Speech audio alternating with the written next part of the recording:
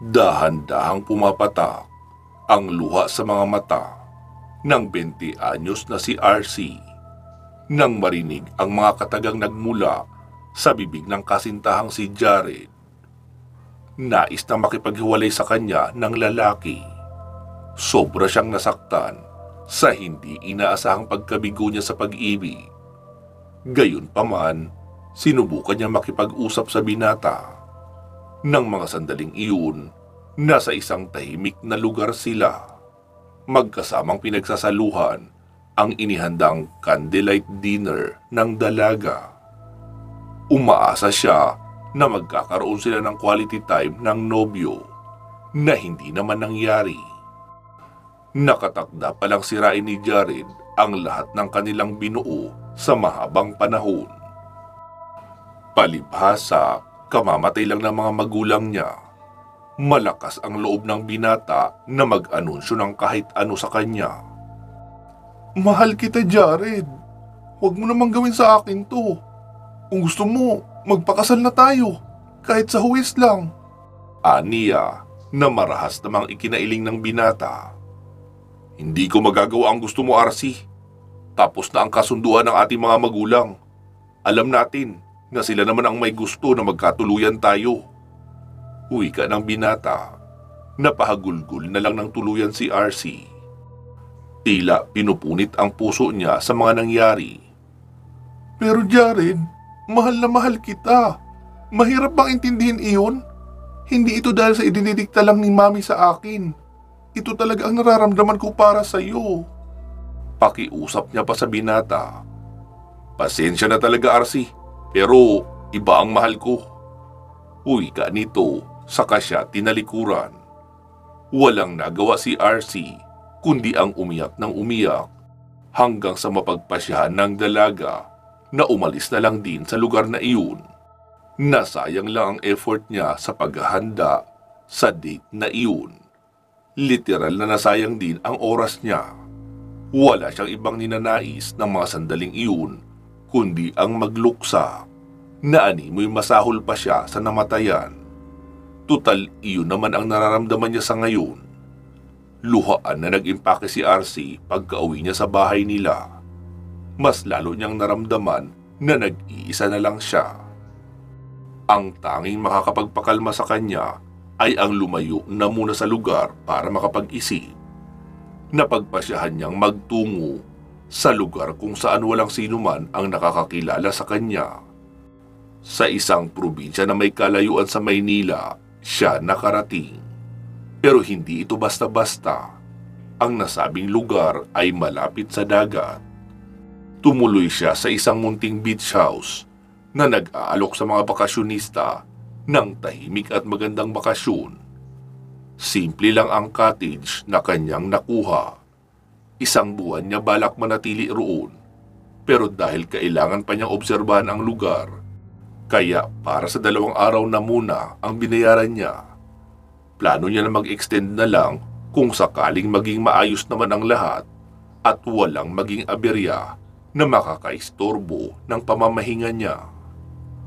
Pagkarating niya sa nasabing lugar, ay agad siyang dumiretso sa isang kubo na siyang nagsisilbing reception area ng mga panuluyan na naroon. Miss, ako yung tumawag noong isang araw. I'm RC. Hi, Ma'am RC. Magandang araw po sa iyo. Kayo lang po ba mag-isa? Oo, miss. Ako lang. Sigurado na po ba kayo, ma'am, na 2 araw lang ang kukunin yung bakasyon? Para kasing hindi yun sapat para ma-enjoy nyo ang lugar na ito. Oo. 2 araw lang muna.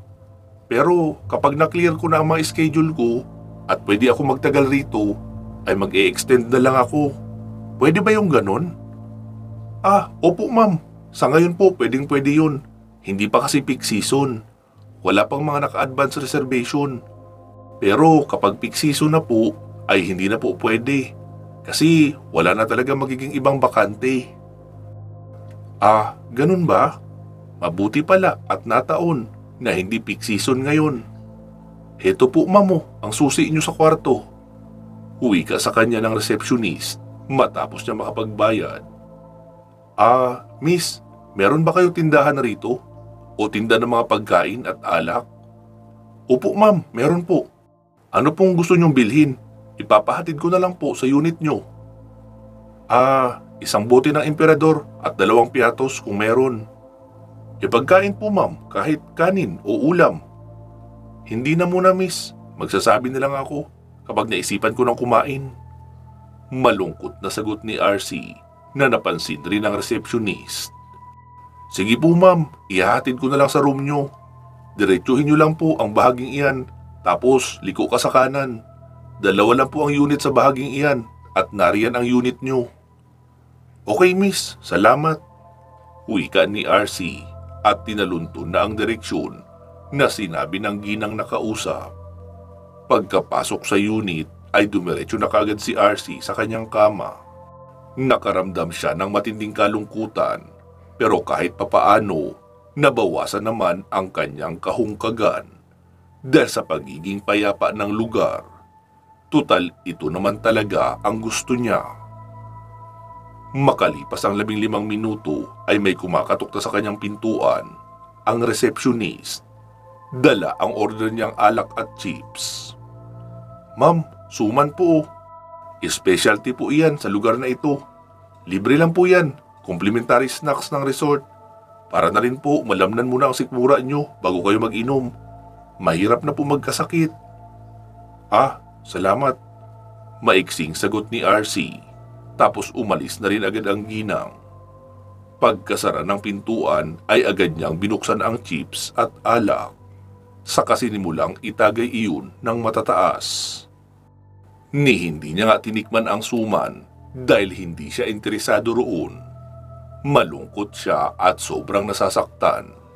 Gusto niyang magmanhid kahit saglit ang kanyang puso at katawan para mabawasan ang sakit ng kabiguan. Makalipas lang ang ilang oras ay bagsak na siya sa kama sa sobrang kalasingan. Nakatitig siya sa bubungan at nakikita niyang umiikot ang paligid. Hindi naman katagalan ay nakatulog na rin siya. Kinabukasan, nagising na lang siya noong makarinig ng tawanan sa labas, kaya napadungaw siya sa bintana. Nakita niya ang 2 binata, nagbibiruan at nagtutulakan. Hindi niya maiwasang magtaka kung ano ba ang pinagkakasiyahan nila. Sa tansya niya, kasing edad niya lang ang mga ito. Nagpasya siyang lumabas ng cottage at nagtungo sa may balkonahin nito. Tinawag niya ang atensyon ng 2 binata. Anong ginagawa niyo? Sarkastikong pagtatanong niya sa mga ito. Napalingon sa kanya ang 2 binata. Napapahiyang yumuko, pero yung isa sa kanila, yung medyo matangkad, ay muling humarap sabay kamot sa ulo. Pasensya na po ma'am, masyado po yata kami naging maingay. Sorry po, hindi po namin sinasadya. Akala kasi namin wala pang nakaukupa sa unit na yan. Pasensya na po, hindi na po mauulit. Paulit-ulit na hinging paumanhin ng binata. Bigla namang kumalma ang kalooban ni RC dahil nakaramdam rin siya ng galak na may nakitang ibang tao sa lugar na iyon. Mula kasi noong dumating siya, ay iyong receptionist lang ang nakita niyang tao roon. Mabuti na rin iyong may iba siyang makausap. Kaya sabi niya na lang, okay lang, wala namang kaso yun sa akin. Hindi naman masakit sa tenga ang tawanan niyo. Pero wag niyo na ako tawagin ma'am. Ako nga pala si RC. Anyway, taga saan kayo? Aniya na ikinangiwi ng 2. Taga baryo po kami ma'am. Diyan lang po sa kabilang isla. 20 minutos na pagsagwa ng bangka. Talaga?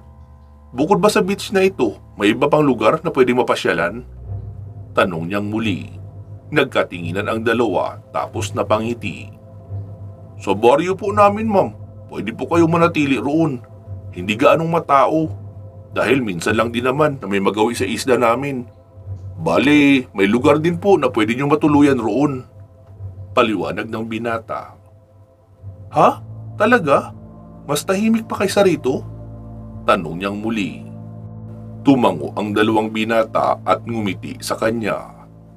Nakapagpasya si RC na sumama sa dalawang binata. Mukhang harmless naman ang mga ito. Sige, mukhang gusto kong pumasyal sa isla nyo. Pwede nyo ba akong balikan mamayang hapon rito?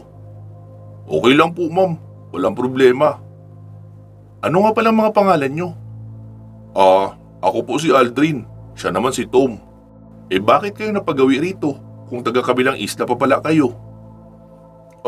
Bali, narito po kami para maghatid ng supply na isda at gulay dito sa resort. Ang iba naman ay sa mga talipapa sa unahan namin dinideliver. Tapos kapag nabayaran na kami, ay saka naman kami mamimili ng mga kailangan namin para sa isla. Gaya ng bigas, sabon, dilata, tsaka kung ano-ano pa. Bali, ngayon po, kahatid lang namin ang aming mga produkto. Nagpapahinga lang kami saglit. Pero maya-maya ay babalik rin kami sa sentro para mamili noong mga kailangan namin. Mga alas 3 po ay dito nyo na lang kami abangan. Ayun lang naman po ang bangka namin. Ganun ba? Okay, sige. Mas lalong nanabik si RC nang malamang may gulayan pala ang lugar na pinanggalingan ng dalawa. Kaya tinanong niya pa ang dalawang binata kung ano pa ang magagandang bagay na nasa lugar na iyon. Marami naman pong mapapasyalan sa lugar na iyon, ma'am. Meron kami doong munting park, simbahan, tapos sariwa po ang mga pagkain roon. Pwede ka po magpunta sa mga lugar na sinabi ko. Maliban nga lang sa pinakamasukal na parte ng isla. Bawal ka magpunta roon. May mga aswang po kasi roon. Saad ni Aldrin na agad namang pinandilatan ng binatang si Tom. Huwag mo nga tinatakot si ma'am. Baka mamaya niyan, hindi na yan sumama sa atin. Sayang ang kita. Wika nito na ikinatawa na lang ni RC. Ipinagmamalaki niya sa kanyang sarili na nagagawa niyang tumawa sa kabila ng kasawian dahil sa dalawang binatang makukulit na nasa kanyang harapan. Maya-maya pa ay nagpaalam na siya sa dalawa na pupunta na muna sa resepsyon ng resort para makakain at sa kinahapunan na lang sila magkikita-kita. Kinahapunan nga ay naabutan ni RC na naroon na ang dalawa sa tabing dagat. May mga produkto na rin na nakakarga sa bangka ng mga ito na tinabunan ng tolda para hindi matalsikan ng tubig dagat. Habang namamangka sila papatawid sa kabilang isla, ay naririnig pa ni RC ang pagtunog ng kanyang cellphone. May tumatawag. Kaagad niyang sinilip ang cellphone kahit natatalsikan sila ng tubig alat. Si Jared, kay bilis niyang kinabahan kahit hindi naman dapat. Hinayaan niya lang itong magring na magring hanggang sa kalaunan ay tumigil din ito. Panay pa din ang usapan ng dalawang binata patungkol sa mga aswang. Sabi naman ni RC, "Ayos lang. Alam ko naman na kung may aswang man ay hindi niyo ako papabayaan. Unless kung kayo mismo ang aswang sa lugar na iyon." Wika niya na ikinataranta ng dalawang lalaki. "Naku po ma'am, hindi po. Hindi po mangyayaring mga aswang kami. Tsaka huwag niyo pong isipin na mapapahamak kayo sa lugar namin. Kumpleto po kami sa mga pangontra laban sa mga aswang. Ang tatay nga po namin ay isang albularyo." Paliwanag muli ni Aldrin. Tumango-tango ang dalaga. Umaasa siyang may makikilalang mangkukulam sa lugar na mapupuntahan niya. Nang maipabarang man lang niya sana si Jared nang nakita niyang lantaran na nakikipaghalikan sa isang babae na ipinagpalit nito sa kanya in public. "Bakit ka po nakangisi, ma'am?" Makulit na untag ni Tom sa dalaga. Sinaway naman siya kaagad ni Aldrin kaya natawa ang dalaga. "Wala lang. Akala ko kasi may makikilala akong mangkukulam doon sa inyo. Yun lang naman sana ang gusto kong makausap at may gusto akong ipakulam." Aniya, kaya nagtawanan ang dalawang binata. Nagigits na nila kung bakit ganoon ang ipinapakitang reaksyon ni RC. Alam na nila kaagad na broken-hearted ito. "Huwag kang mag-alala, ma'am. Makakahanap ka din ng lalaking hindi kasasaktan at lulukuhin. Malay po natin, isa sa amin itong si Aldrin ang makatuluyan mo." Kantsaw ni Tom na ikinahalakhak naman ni RC. Tuwang-tuwa siya sa taglay na sense of humor ng dalawang kasamang binata. Siguro, mas lalo siyang babata kung palagi niyang kasama ang magkapatid. Kaso lang, naiirita pa rin siya sa kakatawag sa kanya ng ma'am ng dalawang iyon. Nakakatuwa naman kayo, para kayong mga walang problema. Aniya na ikinalingon naman ang magkapatid sa kanya. Inalalayan na siya ng isa sa mga ito habang nakadaong naman ang kanilang bangka. Napasamyo siya sa paligid nang umihip ang malakas na hangin. Tom, mauna na kayo ni ma'am doon kay nanay. Kailangan ko pang ibaba ang mga gamit natin rito eh. Uwi ka ni Aldrin. Ngumiti naman si RC at nagpaalalay na kay Tom. Tuloy po kayo sa aming paraiso. Uwi ka ni Tom at inilahad ang kamay papunta sa tila ba entrance ng isang baryo. Namangha si RC sa ganda ng lugar. Sa may entrada pa lang, nalula na siya sa dami ng mga ligaw na bulaklak. Parang hindi tabing dagat ang kanyang napuntahan, kundi hardin ng mga engkantada. Wow, ang ganda naman rito. Aniya, sabay nagpatiuna na sa paglalakad. Pagkapasok nila sa tila arkong disenyo, ay bumungad naman sa kanyang harapan ang mga nakahilerang kubo na parang katulad ng mga sa palabas. Iba't iba ang kulay ng pintura sa dingding na kawayan at disenyo. May isa doon ang pinakasimple pero nasa bungad ng entrada. Hindi naman ito matatawag na bahay kundi parang restaurant. Nasa 5 ang lamesa na nakahilera at may mga menu na nakasulat sa whiteboard. May ginang na nakangiti sa isang sulok kung saan may nakapwestong lamesa na may dingding na pinagsasabitan ng mga susi at mukhang nagbabantay sa lugar. Ito siguro ang receptionist. Sa tabi nito ay may nakatayong dalagita na nasa mga 15 years old sa tansya niya. Maputla, mahaba ang buhok at expressionless ang mukha. Nakatayo lang ito na nakatingin ng diretso sa kanya. Tom, sino yung kasama mo? Nobya mo na ba iyan? Untag ng ginang na ikinakamot naman ang noo ni Tom. Nanay naman eh, guest po natin si ma'am. Napansin niyang pinandilatan si Tom ng mga mata ng matanda. Ganun ba? Aba, ako nga pala si Manang Pasing Iha. Kami ng mga anak ko ang caretaker sa lugar na ito. Wika ng matanda. Tumango si RC pero mas nakatuon talaga ang atensyon niya sa dalagitang babae. Sino siya? Tukoy niya sa katabi ni Manang Pasing. Nagkatinginan ang ginang at si Tom. Sabay sulyap sa dalagitang katabi ng nanay nito. Si Ana, nakababata kong kapatid. Tom, tigilan mo na nga yan. Isama mo na ang guest natin sa magiging tulugan niya. Wika ng ginang. Kaya napakamot na lang ito ng ulo at iginiya na siya papasok sa loob. Ang akala niyang tulugan na simpleng kama sa loob lang ng isang kwarto ay nagkakamali siya. Dahil ang magiging tulugan niya ay isang buong kubo mismo na pwede siyang pumili at mamuhay ng parang normal lang. Sa ikatlong bahay siya nanuluyan at namangha pa nang makitang kumpleto ang kagamitan sa loob. May sarili pang gas stove na maaaring mapaglutuan. Nag-abot siya ng 5,000 pesos sa ginang nang sumunod ito sa tinutuluyan niya. Pero isinauli nito ang 2,000. Sobra na raw ang ibinayad niya. Nasa bungad lang ako, Iha. Puntahan mo lang ako doon kung kailangan mo ako. O kung makikita mo ang isa sa 2 iyan, sina Aldrin at Tom, ay bilinan mo na lang kung meron kang gustong pagkain. Wika ng ginang. Nakipagngitian siya kina Tom na nagbukas ng kamalig at kay Aldrin na hinahakot ang kanyang mga gamit. Si Ana naman ay nakasunod sa kanila. Wala pa ring ekspresyon ang mukha nito.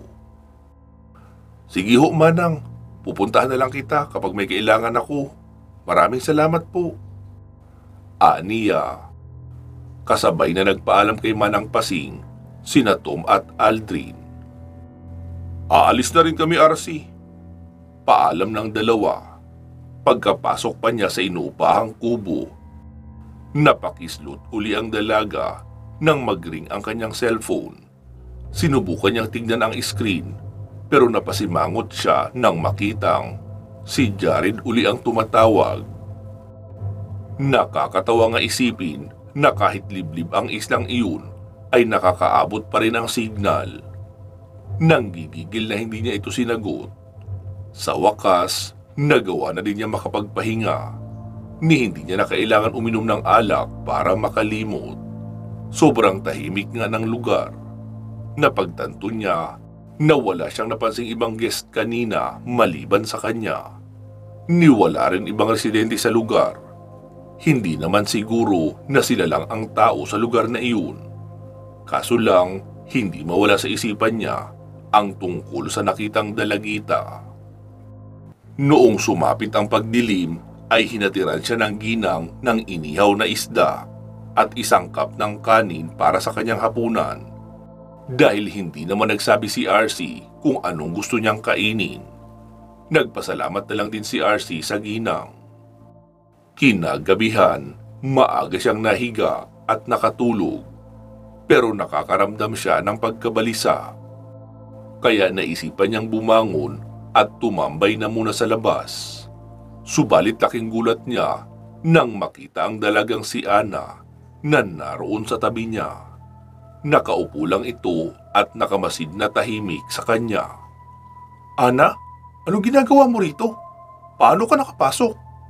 Sunod-sunod niyang tanong. Ngumisi lang si Ana, pero nakakapangilabot ang paraan ng pagkakangisi nito. Hindi niya alam kung ano ang meron at kung bakit ganito kumilos ang dalaga. Para bang sinapian ito ng masamang elemento. Umalis ka na rito, Ate RC. Hindi ka mapoprotektahan ng mga kapatid ko. Wika nito na mas lalo pang ikinakunot ng kanyang noo. Nilingon ni Ana ang bintana na ikinasunod naman ng lingon ni RC.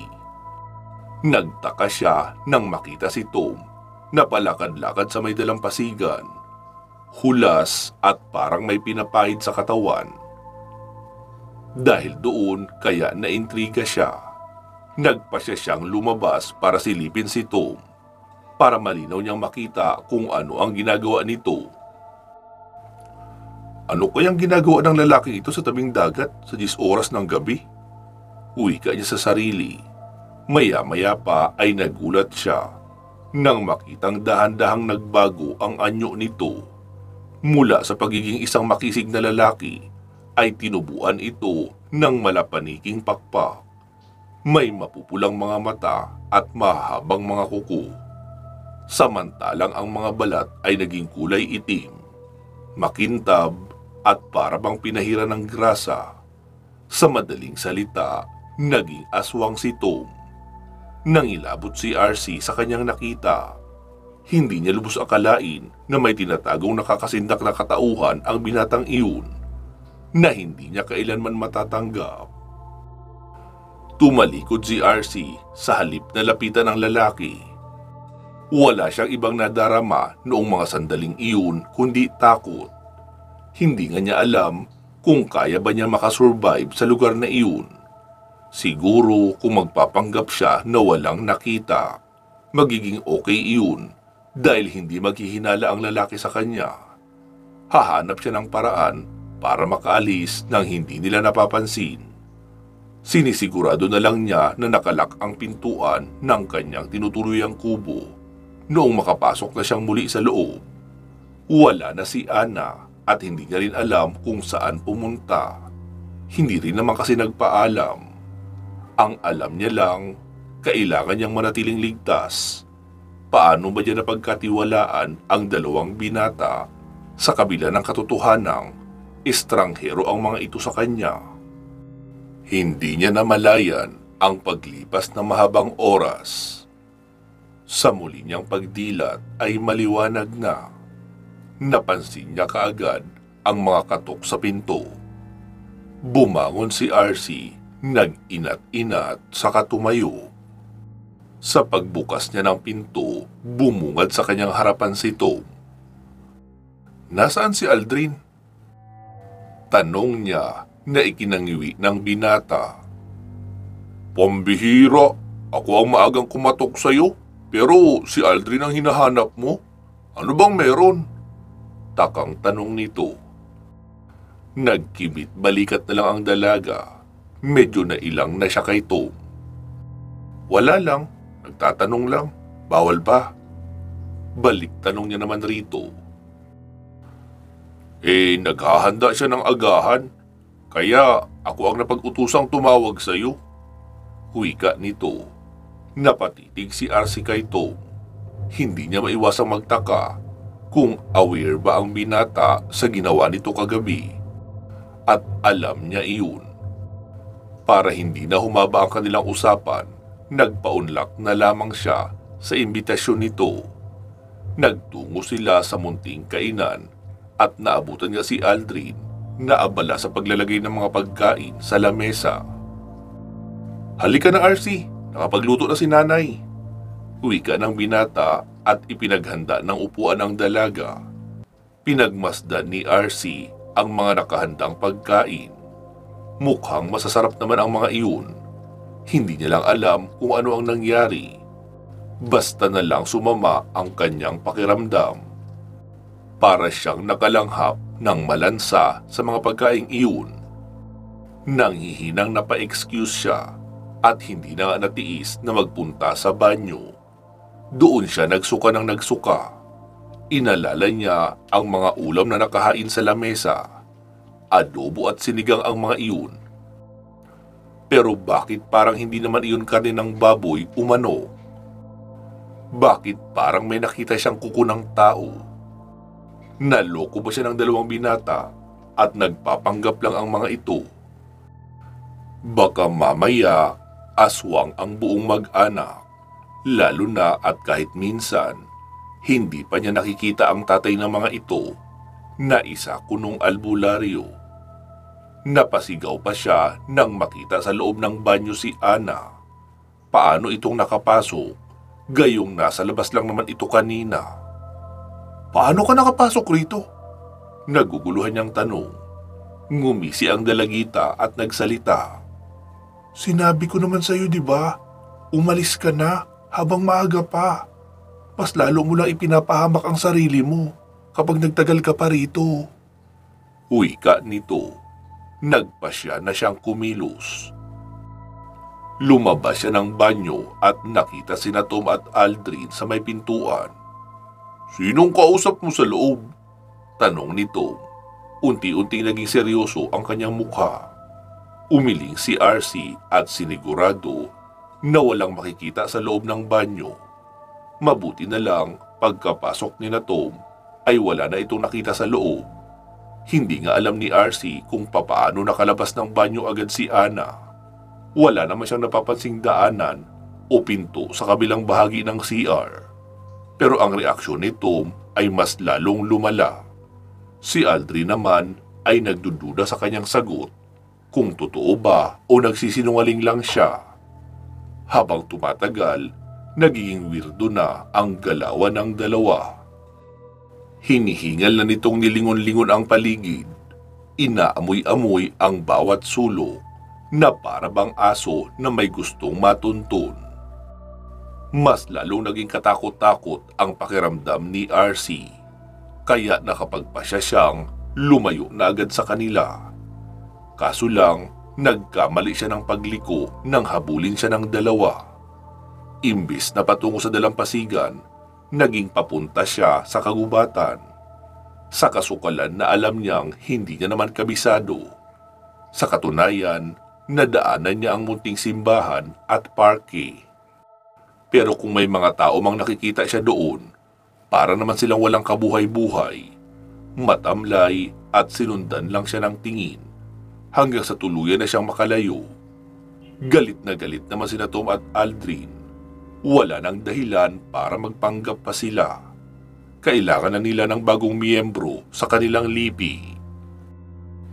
Ngunit paano nila makukumbinsi ang dalaga na sumapi sa lahi nila kung ganyang ngayon pa lang pasakit ang dalaga sa ulo nila? Hanapin niyo ang mamanugangin ko. Kailangan na natin siyang masalina ng kapangyarihan bago pa man ang pulang buwan. Gigil na wika ni Manang Pasing. Hindi na niya napigilang tumulo ang sariling laway kahit pa katirikan ng araw. Kahit tagal na niyang ninais na makapagbagong anyo.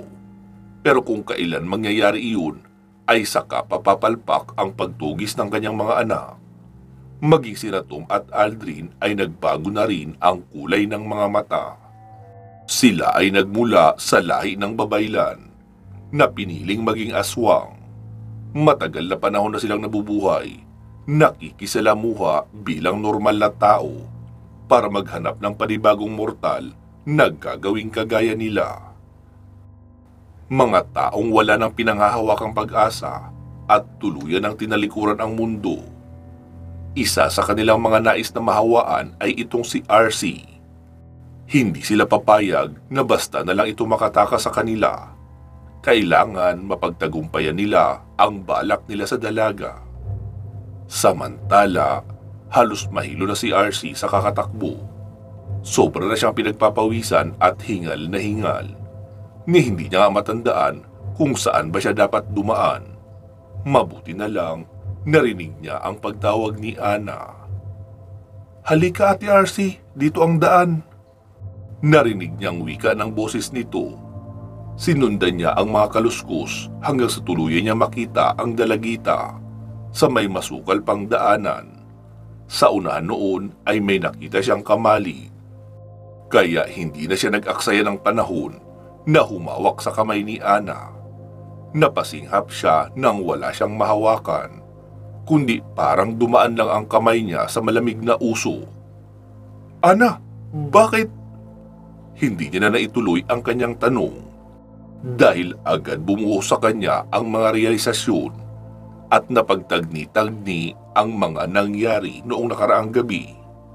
Natatandaan ni RC ang dalagang katabi ni Manang Pasing nang una siyang dumating sa isla ay hindi naman talaga tao, kundi puntod mismo ni Ana sa tabi ng bahay ng nagsisilbing reception area.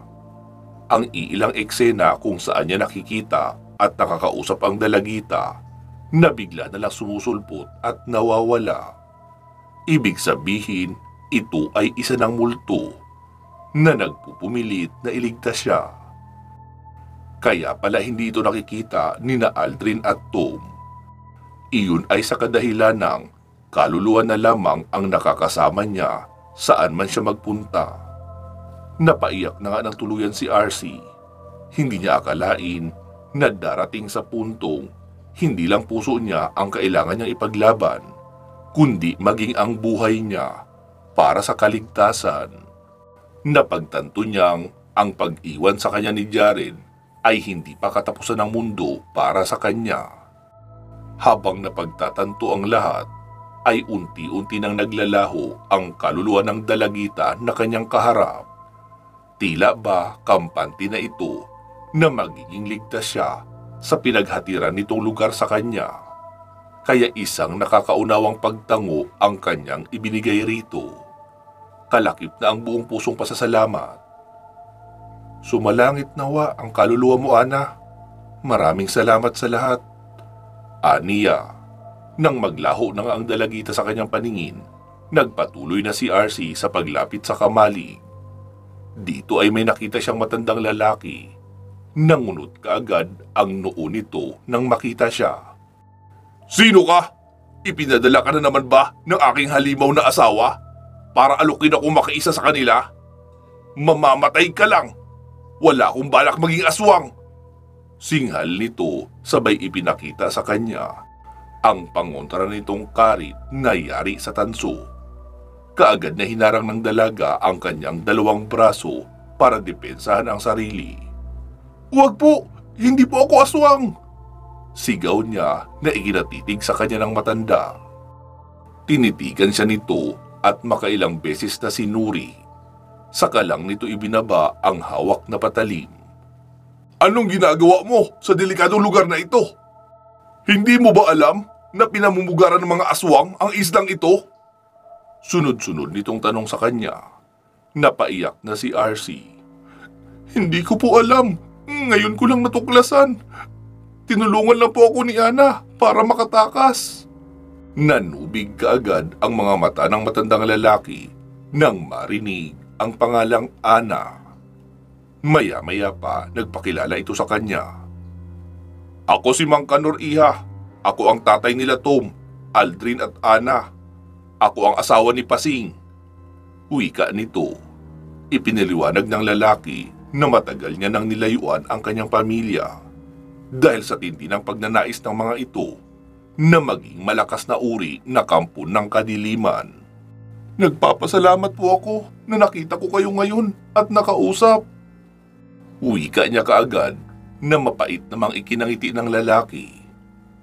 Hindi ko na nga nagawang pigilan ang mag-ina ko. Nakapanghawa sila. Pero ilan sa mga ito ay namatay. Hindi nila kinaya ang kamandag ng pagkaaswang na nanalaitay sa kanilang dugo. Iyon ang nangyari sa anak kong si Ana. Sa labis kong pagkasuklam sa kanila, kinakalaban ko na sila ngayon. Minuestrahan siya ni Mang Kanor na pumasok sa kamalig nito. Nagulat ang dalaga nang makitang napakaraming pangontra sa loob na panlaban sa mga aswang. May buntot pagi, may mga langis sa maliliit na botelya, at may katas ng kalamansi na nakabotelya rin. Mas nakaagaw sa kanya ng pansin ang inilapag nitong tansong karit. Kung ito ang hawak niya, siguradong matatalo niya ang mga aswang. Sa talim nitong taglay ay putol ang ulo ng sino mang magbabalak na lumapit sa kanya. Sa sinasabi niyo pong kinalaban niyo ang sarili niyong asawa at mga anak, ibig mo bang sabihin noon ay nakahanda din kayong patayin sila? Nanginginig niyang tanong. Malungkot na tumango ang matanda. Anito, mas nanaisin niyang makita silang bangkay kaysa makita silang patuloy na pumapatay ng mga tao at nagiging kampo ng kadiliman. Iyon ang ipinangako ko bago namatay ang anak kong si Ana. Kaya ikaw, iha, kailangan mo nang umalis sa lugar na ito. Mapapahamak ka lang kapag nagtagal ka pa sa islang ito. Huwag kang mag-alala, tutulungan kita makatakas. Talaga ho bang hahanapin pa nila ako? Nag-aalala niyang tanong na ikinatango ni Mang Kanor. Oo, iha, ipapakasal ka ni Pasing sa isa sa mga anak namin. Kapag nangyari iyon, ay pwede ka na nilang hawaan. At ang magiging anak nyo ay maaring maging tunay na aswang na hindi na kailangan ng panghahawa. Pag nangyari iyon, hindi ka na makakaalis pa sa lugar na ito. Mananatili ka ng aswang habang buhay. Paliwanag ng matanda na labis na ikinasintak ni RC. Hindi na nga siya nag-aksaya ng panahon at kaagad pinagplanuhan ang pag-alis niya sa lugar na iyon sa tulong ni Mang Kanor. Sa kabilang parte ng isla sila dumaan at ayon sa matanda, may bangka na siyang nakahanda roon. Kaso lang, habang papalabas na sila ng kakahuyan, ay naririnig na nila ang nakasisindak at nakakapangilabot na ungol ng mga aswang. Mabagsik at mukhang walang balak na magpatawad. Saka naman nagring ang cellphone ni RC. Tumatawag si Jared. Sa pagkakataong iyon, ibinaba niya ang kanyang pride at sinagot ang tawag. Jared, bakit? RC, nasaan ka? Noong isang araw pa ako tawag ng tawag sa'yo, pero hindi mo naman sinasagot. Wika nito at halata sa boses ang pag-aalala. Pasensya ka na, ayoko kasi ng kausap. RC, iha, mamaya na iyan, malapit na sila. Sigaw sa kanya ni Mang Kanor. RC, sino yung kasama mo? Tumatakbo ka ba? Tumawag ako sa opisina nyo, pero ang sabi, nakalib ka raw. Binigay sa akin ng katim mo ang address ng pinuntahan mong resort. Pero ang sabi, nawala ka na lang daw bigla. Sumama ka raw siguro sa supplier nila ng gulay sa kabilang isla. Uwi ka nito. Kaya naman impit siyang napaiyak. Tama, pero kailangan ko ng tulong mo ngayon. Mamaya na ako magpapaliwanag kapag nariyan na ako. Sa ngayon, kailangan ko ng rescuer. Hinahabol ako ng mga aswang. Wika niya at ipinaalam ang islang kanyang kinaroroonan. Nangako naman si Jared na susunduin siya nito. Malapit na sila ng matanda sa dalampasigan nang makita nila sina Tom at Aldrin. Napapadaluhong na sa kanila. Nagmamadali naman na iniabot ni Mang Kanor sa kanya ang pangontrang karit. Gamitin mo yan, iha. Iligtas mo ang sarili mo. Sige na! Sigaw nito at hinarangan ang kanyang dalawang anak. Kay babangis ni na Tom at Aldrin. Habang lumilipas ang oras, nagbabago din ang kanilang mga anyo. Ang dati na maamong mukha ay naging mabangis at nakakatakot. Hindi na nga mababakas ang orihinal nilang itsura. Tinubuan sila ng pangil at mahahabang kuko. Ang kanilang balat ay naging makintab na kulay itim. Animoy naligo ng grasa. Ang bawat detalye ng kanilang pagkatao ay kay bilis na nag-iba. Literal lang nga silang naging aswang. Hindi mo kami mapipigilan sa gagawin namin, Kanor! Singhal ni Tom na hindi si RC sa kanyang narinig. Hindi siya makapaniwalang tatawagin ni Tom ang ama sa pangalan lamang nito at kukutyain ng walang karespe-respeto. Sa bagay, hindi niya naman personal na kakilala talaga ang mga ito. Lumingon pa sa kanya si Mang Kanor. Tumakas ka na, iha! Habang kaya ko pa silang pigilan! Sigaw nito sa kanya. Tumango siya at mariing hinawakan ang karit. Ihahampas niya ito sa kung sino mang magkakamaling humarang sa kanya. Hindi ako papayag na makalis ang babaeng iyan sa islang ito! Singhal naman ni Aldrin at hinabol si RC. Siya namang pagdating ni Aling Pasing na nasa anyong aswang na rin at nakipagtulungan kay Tom na talunin si Mang Kanor.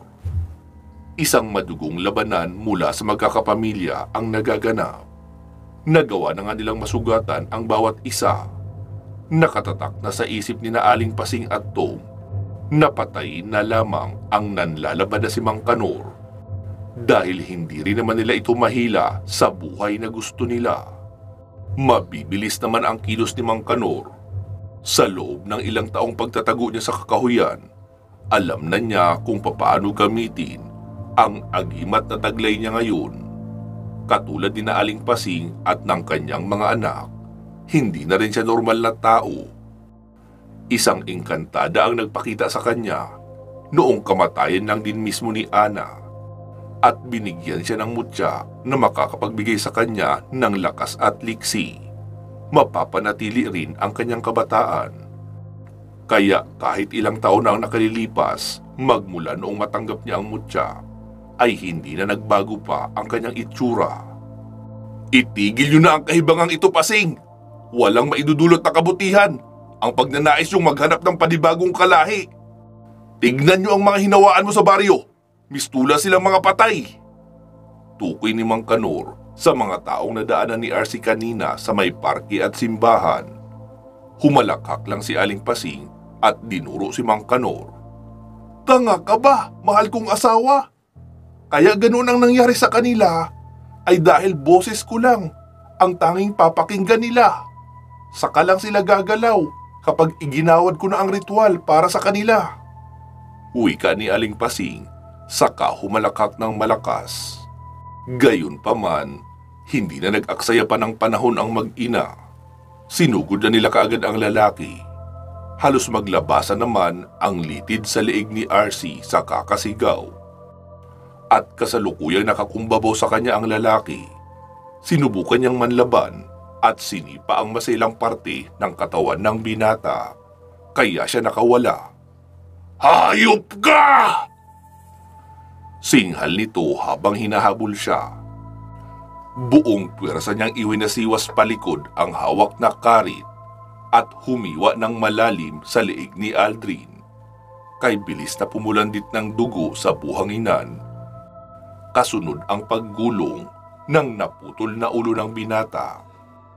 At nakarating iyon sa may paanan ni Aling Pasing. Gimbal na tinignan ito ng ginang, saka ubod ng lakas na pumalahaw.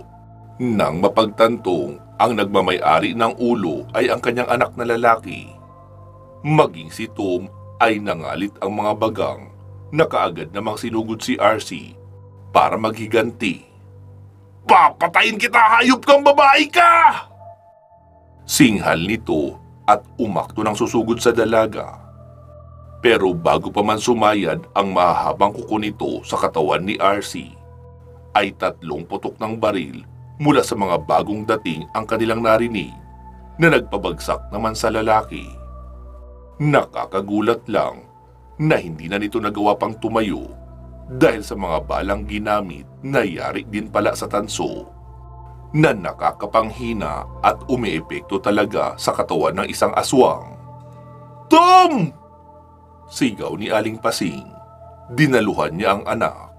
Napalingon naman si RC sa mga bagong dating. Si Jared kasama ang mga rescuer. "Anong ginagawa mo rito?" Naguguluhan niyang tanong. Ipinaliwanag ng lalaki na nagtungo ito sa isla para iligtas siya at nakasunod na agad sa binata ang mga rescuer. Sumigaw naman si Mang Kanor. "Huwag na kayong magtangka pang sumunod papasok ng isla! Hindi niyo magugustuhan ang gagawin ni Pasing dahil sa pagkamatay ng mga anak niya! Umalis na kayo!" Wika nito at mabilis na hinila papalayo ng dalampasigan si Aling Pasing. Nagulat naman sina RC at Jared nang makitang nagliyab na lang bigla ang nakahimlay na katawan ni Tom at Aldrin hanggang sa tuluyan na ngang naging abo. Dahil sa nakita ay napaiyak si RC. Inalalayan naman siya ni Jared. "Sana mapatawad mo ako, RC. Hindi ito mangyayari sa'yo kung naging tapat lang sana ako. Nakukonsensya ako, kaya kailangan kitang hanapin." Nahihiyang wika nito. Nakatingin sila sa dalampasigan. Paparating na ang iba pa sa mga rescuer na binubuo ng mga kawani ng barangay mula sa kabilang isla at iilang mga pulis. "Hindi mo na kailangan humingi ng tawad, Jared. Naiintindihan kita." Malungkot niyang wika, saka nagpatiuna na sa bangka kung saan sila sasakay. Hanggat maaari ay hindi na nga sila pwedeng magtagal pa roon para maiwasan ang masamang binabalak ni Aling Pasing at balikan sila para maghiganti. Ibinigay niya na kay Mang Kanor ang pagkakataong iyon para silang mag-asawa na lamang ang magharap. Pagkarating sa kabilang isla kung saan ligtas na sila, ay nagharap silang muli ni Jared para mag-usap ng masinsinan. "Patawarin mo ako, RC, dahil sa ipinakita kong pagtataksil sa iyo. Pero ang totoo, paraan ko lang iyon para magkahiwalay tayo nang hindi masira ng lubusan ang imahe ko.